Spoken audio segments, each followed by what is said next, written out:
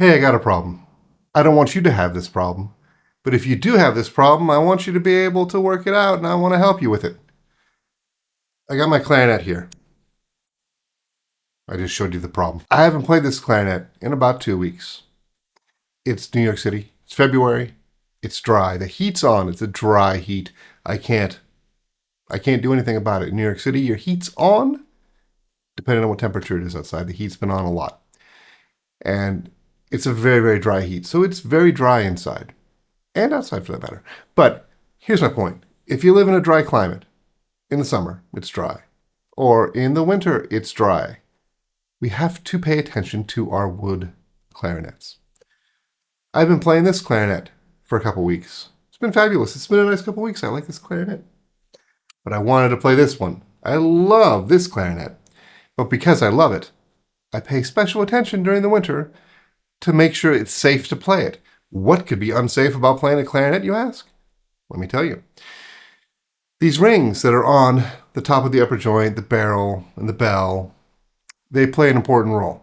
And that role is to prevent your clarinet from cracking when you assemble it. This ring isn't doing what it's supposed to do. It's just dangling there because my clarinet got too dry. Why did it get so dry? Partially because of the heat. The heater's over there, but also partially because I did not do a great job controlling the humidity in my clarinet case. Shame on me. But I can fix it. Like Spicoli. I can fix it. Okay, so what I'm going to do is I'm going to change out my Boveda humidity packs. If you need Boveda humidity packs, check out the link in the description. It's an Amazon affiliate link. Any link in my description is an Amazon affiliate link. It's a great way to support me if you want to. But more importantly, I'm going to change those. Those are good maintenance to keep your case the right humidity level. But this is an extreme emergency. I mean, goodness. I mean, like this is not on there at all. I mean, it's just, dang it, if I turn it upside down, it might fall off. But so here's what I'm going to do. I'm going to go to the grocery store. What am I going to get at the grocery store? I'm going to get an orange. Not because I'm hungry. I don't like oranges. But for the peel.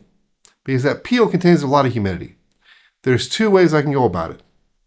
I could put that peel inside my clarinet case and close my clarinet case up. That would take care of the problem in a couple of days. The case isn't exactly airtight, which is a challenge. But additionally, it's a pretty fair amount of space. It would work. Again, make sure the orange doesn't touch your clarinet. But what I'm going to do is something far more extreme.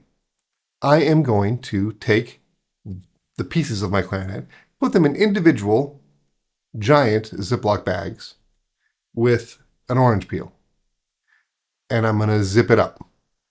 By the end of the day tomorrow, this clarinet's going to go back to its appropriate size because it is shrunk up right now. And that's the problem for the keys. There's a lot of problems involved in this.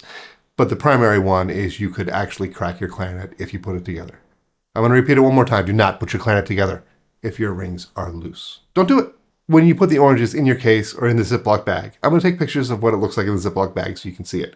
But don't leave it there for too long, right? That, along with this dramatic intervention, comes a lot of responsibility. You got to get it out of there once it's been in there enough time to go back to normal. You don't want mold getting in there, and you also don't want to overdo it. You don't want your clarinet like basically resting in humidity for that long, because it is extreme, and it's not where it should be. There it is. Keep an eye on this. Keep an eye on this, would you? Don't let me play this. I want to. Don't let me do it.